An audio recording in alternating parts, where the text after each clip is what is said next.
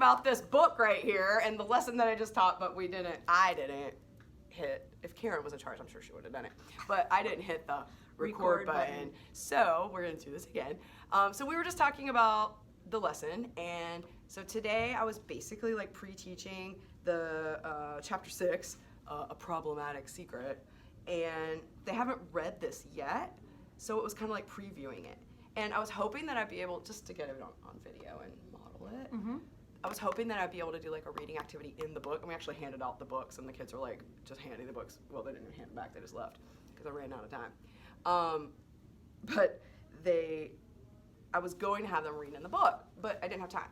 However, like in a normal like sequence with working with a book or like even an article like for IB or anything, like pre-teaching it on the first day and then like returning to it the next day, it's actually better for them because then they're gonna like reinforce what they heard yesterday and they've got like time to kind of like sleep on it. So I didn't get to do it today, but this is what I would have done. So basically what I did was I like looked through the book, like literally on my way to the office, okay? And I don't like remember every word, but we were also talking about how like I used to, when I first started using novels, and back then I think there was like 3 novels. There was like Pauvre Anne, like, and a couple more. So I taught Pauvre Anne for a few years, and I would like pre-teach all the words, or not all the words, some of the words, and it always felt kind of like, which words am I supposed to pick out of here? Right. And my goal was like to get them to like go through the novel with me, and we'd do it like line by line, like by every sentence, and it would drag on and on. And Karen, you were saying that like sometimes you just abandon the book. Yeah, like we got to the point where it was just no fun, and it's not that it was a bad book, but just I didn't feel like I was doing a good job with doing that. But I did too. And then so now I use them. I have all of them, and they have them as free read, for free reading, and I see them going through and they're working through them on their own, and they get to choose. Yeah. And and so they appreciate the books more. Yeah, they do. And instead of it being a hard thing or something that they don't want to do. Yeah. Yeah, I would see them reading books. Like, I like that book, Agentes Secretos, which is called, like, La France en Danger. Yeah. I like that book. It's really easy. It's really fun. But, like, we would be my first year of teaching full-time, I was, like, still teaching the book, like, line by line and chapter by chapter, and we gave it up. But then I'll see kids, like, now reading it and enjoying it. And like Pauvre Anne too, like I was like, oh man, Pauvre Anne, like that book, is like I was burned by it, I was like, oh man, that book is boring to the kids. But like when they get the free choice, they're like loving it. Right. And like you can't they feel good you when can't they make do the book know. interesting. Yeah. It's just like it's a lot of work. Yeah. So what I do now I think is easier. So today what I did was like literally just look through the chapter and like kind of get out like the main ideas. And I'll show you what I kind of had. Just this is how I prep like a storytelling on the board or whatever.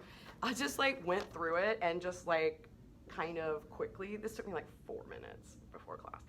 So I just kind of like wrote out or drew out like kind of how I would portray this, like the poop and everything. Yeah. The emoji on the poop was actually a stroke of genius in that the was moment. Good. They liked it. This doesn't have an emoji, but I liked that. They liked that. I mean, it just had a little face. It wasn't like that major beautiful artwork, but so I planned that out, and then I knew that I wanted to do the what would they say, what would they think, but that was like all I planned. I like that not a lot. planning very much. Yeah. And then it was like basically just previewing like the ideas on like the plot that happens in the chapter, and then after that we did the what would they say, what would they think, and did you notice that that's actually like kind of higher order thinking? It's like just asking would they say this, would they think that, like it gets the kids kind of like up into this higher processing. Well, right. And I love that you use the what would they think, what the conditional, and this is French 1, and there's no reason they can't have that instead of just saying what did they say or what did they do. Well, because that's not the higher order thinking. It's like, well, they didn't really say this. We're like imagining this. Yeah. But I mean, when you're using what would they think, what would they do, for 3 years, by the time they're in French 3, there's just no question about what the conditional is or how that sounds. And I actually kind of popped up a little grammar there. I was like, this is like ia in Spanish. Yeah. And in English we would say would say, but in French we would always say but that was great. Diria. Diria. It's like I don't know that much Spanish, so I can't. You should learn some because it's so much fun. Like, I you've know. got so many Latino kids in here. Like, it's Yeah. so fun to make those connections. Well, I Or make the connections just that I know. asking them, like, Yeah. is this like, because most Yeah. of the time it is like Spanish, so they could be Yeah. teaching you Yeah. some like linguistic stuff Yeah. about Spanish. It'd be interesting. Yep. And then we did a write and discuss.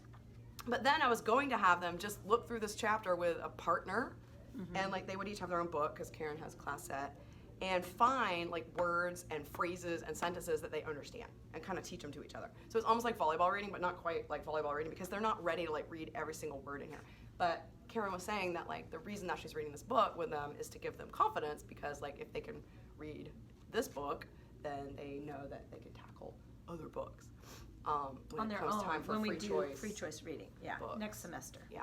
So like after Christmas. They won't be afraid. Hopefully not. Yeah.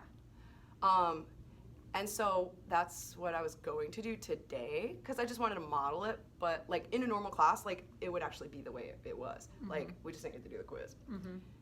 They were happy. Yeah, they were happy. I was gonna tell them like we'll just do an oral quiz, Yeah. but then the bell rang and they're Yeah. like, so in a normal class, I would like set it up one day by doing like the input, the write and discuss, and then the next day we would like quickly process that chapter. And like this book has a lot of chapters. I mean, not a lot. I think there's 10. But there's Yeah. 10 chapters. Uh-huh. So if I wanted to do this book in like a week, then sometimes I would just like tomorrow, you could like read that chapter, like find the you know sentences and stuff that you can read, and then you could just kind of summarize chapter 7, like and chapter 8. You know, like doing more input, like maybe like picture talk or Right. like another Right. lecture to them. Right. And so then you'd be on chapter 9. And so Yeah. then like the next day you could like read part of this, just like a Right. page or two, Right. and then go on and like just kind of do more with the input than you're actually reading. So that you Right. finish the book Well, quick. that's good too because then when they have this book as a choice next semester, and they go back and they choose it because they feel confident in that book, there are going to be things that we didn't read exactly, Yeah. but they already are familiar with the story. You know, Karen, And that's that's a really good point. that's a great idea Thanks. because then they're not thinking, oh, I'm just reading this whole book again. Then Well, I they already wouldn't. read it. They probably wouldn't pick it Yeah, because if it would have been like a slog, and it would have Yeah. felt like hard and Yeah. boring.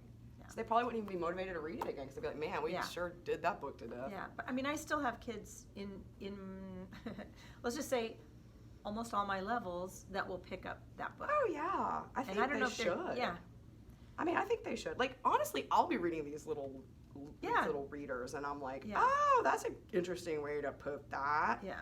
So I mean, I still get input Yeah. out of even the most basic readers. All right. Well, thanks, Karen, for doing this with me again. And now we're gonna go plan. We're gonna plan a pace lesson. I'm so excited. All right. Bye.